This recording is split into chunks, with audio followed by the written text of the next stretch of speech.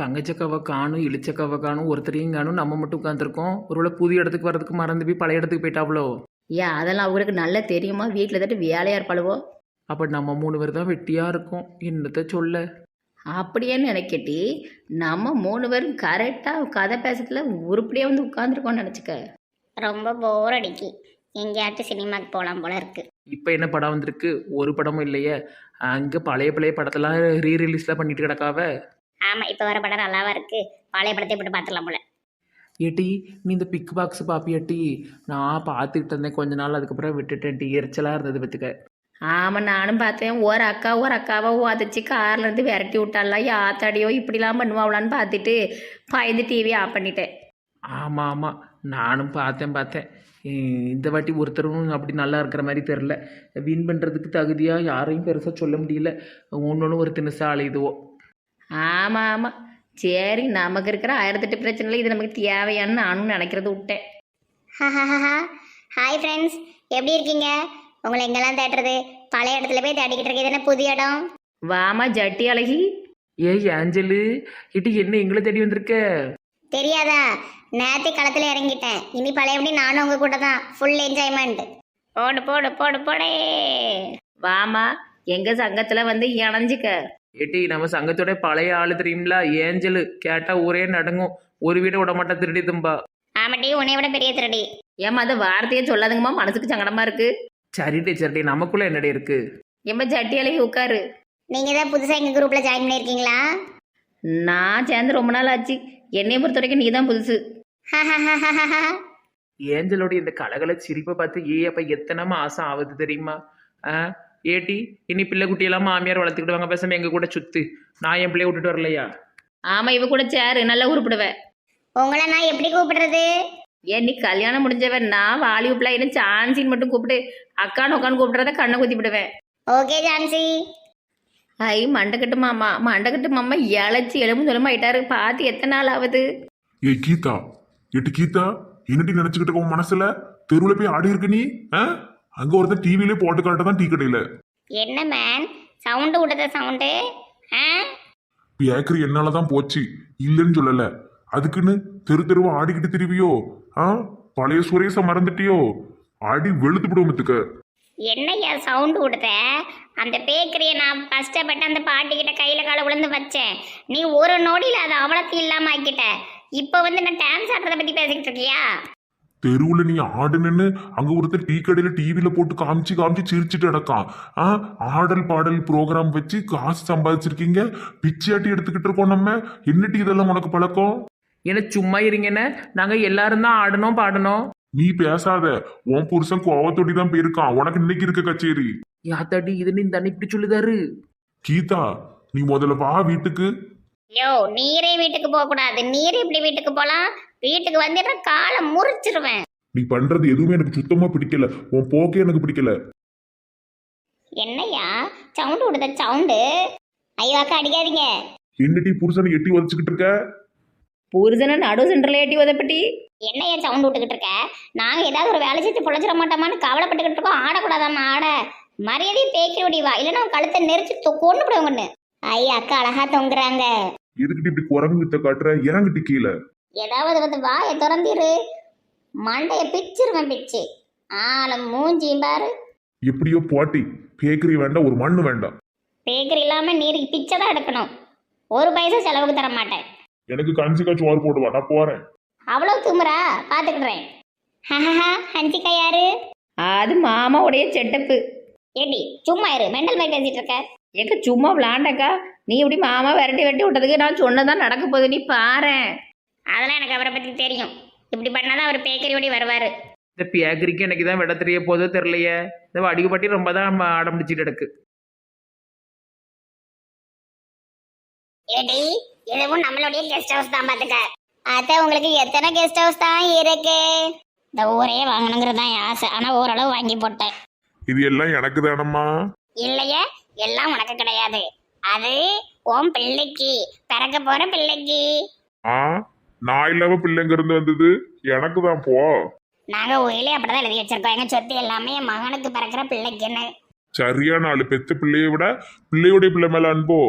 ஆமா, பேர பிள்ளைகள் தான் பாட்டி பாட்டின்னு அன்பா இருக்கும். நீ என்ன அப்படியா இருந்தா என்னைய மூக்குல குத்தி குத்தி என் மூக்கு எல்லாம் ஆக்கிட்டல. உன் மூக்குல டிஞ்சு வச்சு ரொம்ப நாள் ஆச்சு, ஈர் வைக்க. அங்கதான் மூக்கே இல்லையா எனக்கு? நல்ல ஜூம் போட்டு பாருங்க, மூக்கு இல்லாத கிளவினா. இந்த இடம் ரொம்ப அழகா இருக்குத்த. மாசமா இருக்கிறவ கண்ணுக்கு குளிர்ச்சியா பார்க்கணுங்கிறதுனாலதான் ஒன்னு இந்த மாதிரி இடத்துக்கெல்லாம் கூட்டு வந்து உட்கார வச்சிருக்கோம். நல்லா பாரு, எல்லா இடத்தையும் சுத்தி சுத்தி பாரு. ஏமா டெய்லி இவ்வளவு பழம் வாங்கி வாங்கி வைக்க? மெண்டலாமா நீ? அது இன்னைக்கு சாயந்தரம் வரைக்கும் இந்த கெஸ்ட் ஹவுஸ்ல தான் இருப்போம். போறதுக்குள்ள இந்த அவளை பழத்தையும் தின்னுட்டு பின்னாடி ஒரு பானை இருக்கு பாரு, அது நிறைய சாப்பாடு இருக்கு, அதையும் தின்று. ஐயோ அத்தை, என்னால சத்தியமா முடியாது. முடியாததுன்னு எதுவுமே கிடையாது, முடிச்சு காட்டு. ஐயோ இந்த அத்தை எப்ப பார்த்தாலும் சாப்பாடு சாப்பாடுன்னு போட்டு கொள்ளுதாங்களே. சேட்டி உன்ட்ட ஒன்று கேட்கணும்னு நினைச்சேன். சான்ஸ் ராணியை வெளியே எடுக்கிறதுக்கு எவ்வளோ டீ செலவாச்சு? 5 லட்சம். சேட்டி நானே 2 கொடுத்தோம்ல, அப்போ எல்லா அவளும் எவ்வளோ கொடுத்தாலுவோ? ஐயா கிளவி கணக்கெல்லாம் கேட்க ஆரம்பிக்கி. நம்ம 1 லட்சத்து நல்லா வச்சு செலவு பண்ணிட்டுலாம் நடக்கும். நான் 2 லட்சம், பங்கஜக்கா 1 லட்சம், அதுக்கப்புறம் வந்து கீதாக்கா 1 லட்சம், சுந்தரி 1 லட்சம், இளிச்சக்கா 1 லட்சம். 6 லட்சம் வருது இல்லாட்டி? இல்லை கீதா கிட்ட பணம் இல்லைன்ட்டா. 1 லட்சம் கொடுக்கறதா இருந்தது, அப்புறம் ரொம்ப கஷ்டப்படுதேன் அது இதுன்னு சொல்லி கொடுக்க முடியல. அவ பேக்கரி வேற போயிட்டு பத்தியில. அப்படியா? சரி சரி, அதான் கேட்கணும்னு நினைச்சேன். நான் ஆடல் பாடல் நிகழ்ச்சி வச்சு இல்லாட்டி அப்போ இந்த டான்ஸ் எல்லாம் போடுறதுக்கு இந்த ஸ்டேஜ்லாம் அழகா டெக்கரேஷன் போட்டுருந்தது யார் செலவு? எல்லாம் உங்க 1 லட்சத்துல தான். என்ன செய்ய, அதை சொன்னவங்க மனசு வேதனைப்படுமே. அது அந்த டெக்கரேஷன் போட்ட ஆள் என் கூட ஸ்கூல்ல படிச்சவர் தான், எனக்காக பிரியா போட்டு கொடுத்தாரு.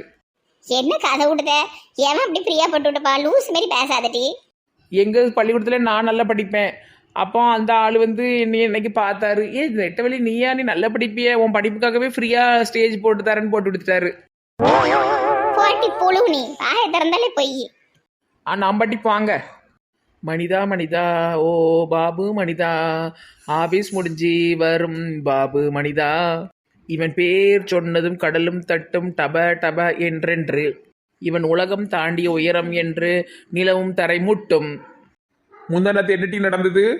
முந்தனத்தை ஆடு நடந்தது, மாடு நடந்தது, கோழி நடந்தது, நான் நடந்தேன், நீங்க நடந்தீங்க. பேச்ச மாத்தாத. முந்தானத்து எதுக்கிட்டே ஆடல் பாடல் வச்சு ஆடிட்டு நடந்த? ஆடல் பாடல் அது எங்க தொழில். வான் தொழிலா? ஆடல் பாடாடி நீ நடத்திக்கிட்டு இருக்க டெய்லி? என்ன டீ உளறிட்டு இருக்க? அது ஒன்றும் இல்லை, ஒவ்வொரு நாளும் ஒவ்வொரு வேலை செய்யணும்னு உமாக்கா சொல்லி கொடுத்தாங்க. அதனால ஒரு நாள் ஆடல் பாடல், ஒரு நாள் இட்லி கடை, ஒரு நாள் தோசை கடை, ஒரு நாள் புரோட்டா கடைன்னு ஒரு பிளான் வச்சிருக்கோம். நீ என்ன கடையும் போட்டுக்கோ, எதுக்கு ரோட்ல போய் ஆடுன? டீ கடையில் எல்லாவனும் சிரிக்கான். உங்க பொண்டாட்டி வளைஞ்சு நெளிஞ்சு ஆடுனாங்கன்னு ஆடிக்காட்டு தான் ஒருத்தன். பார்த்தீங்களா, நான் அழகா ஆடி இருக்கேன். நீங்க என்ன சொன்னீங்க, நல்லாவே ஆடலன்னு சொன்னீங்களா அத்தை பாட்டி? வான் டான்ஸ் அவ்வளவா நல்லா இல்ல. அப்ப யார் டான்ஸ் நல்லா இருந்துதான்? பங்கஜம் நல்லா ஆடனா. எது சைக்கிள் ஓட்டினதா? ஆடாம ஜெயிச்சோமாடா, நாம் இங்கு பாடாம ஜெயிச்சோமாடா, ஓடாம ரன் எடுத்தோம், சும்மாவே உட்கார்ந்து வின் எடுத்தோம். இவரு என்ன வலிப்பு வந்து சிங்கவால் குரங்கு மாதிரி ஆடிட்டு கிடக்காரு. சுத்தமா நல்லாவே இல்லை, அசிங்கமா இருக்கு ஆடுறது. இப்படிதான் இருந்தது உங்க ஆட்டமும். சித்தி, நீங்களும் எதுவும் சொல்லாம அங்க உட்காந்து பாத்துக்கிட்டு இருக்கீங்க. அந்த வீடியோல நீங்களே தான் தெரிஞ்சீங்களே. அது வந்து ஆட்டுன்னு கூப்பிட்டாலவே நான் போய் பார்த்தேன். நம்ம குடும்பமான என்ன வருது, இப்படியே ரோட்ல போய் ஆடிட்டு கிடப்பா. நீ என்கிட்ட பேசவே செய்யாதட்டினுமே. அத்தை பாட்டிக்கும் சேர்த்து சொல்லுங்க, நான் மட்டும் பேசாம இருந்தா அவங்களும் சேர்ந்து பேசாம இருக்கணும். அவங்களும் தானே வந்து பார்த்தாங்க. யார் கூடயும் நான் பேச மாட்டேன். ஐயோ பாப்பு, நான் ஒண்ணுமே பண்ணல. எப்பா நான் மட்டும் தனியா இருப்பேன்னு நினைச்சேன். நல்ல வேளை உங்களையும் ஜோடிக்கு சேர்த்துக்கிட்டாரு, நீங்களும் பேசக்கூடாதான். எவ்வளவு நல்ல புத்தி. வாங்க சார், ஜான் சார். என்ன பண்றானுங்க இவனுங்க? இருக்கானுங்க. ஐயா எங்களை விட்டுருங்கய்யா. அது எப்படி விட முடியும்? ஏன் பானுவெல்லாம் கொள்ள வந்திருக்கீங்க? ஐயா உங்க பானுன்னு எங்களுக்கு தெரியாதியா. முதல்ல நீங்க யாருன்னு எங்களுக்கு தெரியாதியா. எங்களை விட்டுருங்கய்யா. பாலமுருகன், அவங்களுக்கு எத்தனை நேரம் சாப்பாடு போடுறீங்க? சார் ஒரே ஒரு வாட்டி தான் சார், அதுவும் அதிகாலை 4 மணிக்கு. அவங்களுக்கு அது சாப்பிடவே முடியாது. மற்ற நேரம் ஃபுல்லா பட்னி தான் சார். தண்ணி மட்டும் கொடுக்கேன். வெயிட் ஒன்றும் குறைஞ்ச மாதிரி தெரியலையே. இல்ல சார், நல்லாவே குறைஞ்சிட்டானுங்க. கயிறுலாம் லூஸ் ஆச்சு, நான் திருப்பி கெட்டி வச்சிருக்கேன். ஐயா ஜெயிலில் இருந்தா கூட நல்ல வாய்க்கு சாப்பாடு போடுவாங்க ஐயா. இப்படி கொடுமைப்படுத்துவீங்களே ஐயா, எங்களை விட்டுருங்க ஐயா. 1 வருஷத்துக்கு உங்களை விட மாட்டேன். இதான் இந்த ஜானுடைய கோர்ட்ல உள்ள தீர்ப்பு. சார் 1 வருஷம் இவனுங்களே வச்சு மேய்ச்சிட்டு இருக்க முடியாது, நமக்கு நிறைய வேலை இருக்கு. சொல்றதை மட்டும் செய். Okay sir.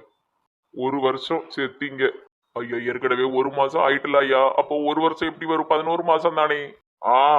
கணக்கு தெரிஞ்ச திருடம் போல.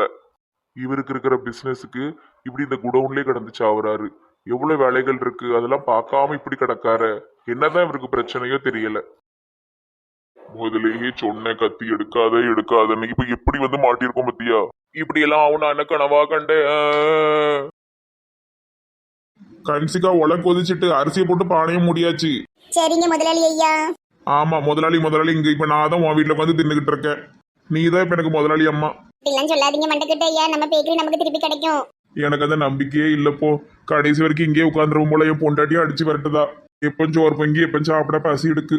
என்கிட்டயும் பைசாவே இல்லை, இல்லைன்னா உங்களுக்கு ஏதாட்டி பிரியாணி வாங்கி கொடுத்துருவேன் மண்டக்கிட்ட ஐயா, முதலாளி ஐயா. பரவாயில்ல இருக்கட்டும், சோறு பொங்கியே சாப்பிடுவோம். தீப்பெட்டியே காணோம். கன்சிகா வீட்ல போய் கேப்போம். கன்சிகா, ஓ கன்சிகா. இருங்க, சோறு ரெடி ஆயிட்டான்னு பாக்க. வலிக்கிட்டு நல்ல வேளை முதலாளி ஐயா பிடிச்சிட்டீங்க. ஆத்தாடி ஆத்தா, ஒரே ரொமான்ஸ் எல்லாம் இருக்கு. யாத்தே இது எங்க போய் சொல்லுவே? கீதா புருஷே இன்னொருத்தி கூட கொஞ்சி குழாவுதார. உமாக்கா, தவறான நேரத்தில் வந்து விட்டேன். ஏன் அப்படி சொல்லுதீங்க? தீக்குச்சி வாங்க வந்தேன். இங்க ஒரு பெரிய சம்பவமே நடக்க. ஒரு சம்பவம் நடக்கலைக்கா, இருங்க தீக்குச்சி தாரேன். வேண்டாம் நடத்துங்க நான் போறேன். இந்த 7:30 மூஞ்சி வேற பார்த்து என்ன போய் ஒத்தி வைக்க போறாளோ தெரியலையே பொண்டாட்டிக்கிட்ட. முதலாளி ஐயா மண்டக்கிட்டையா என்ன சொல்லுதாங்க அந்த அக்கா? அவ என்னமும் சொல்லுவா, நீ சோறு வந்துட்டான்னு பாருமா பசிக்கு. கீதா மாப்பிள்ள 2 வண்டி ஓட்டுறாரு. முதல்ல கீதாட்ட சொல்லணும், அப்புறம் ஊர்க்காரங்கள், அப்புறம் நம்ம உறவினர்கள்.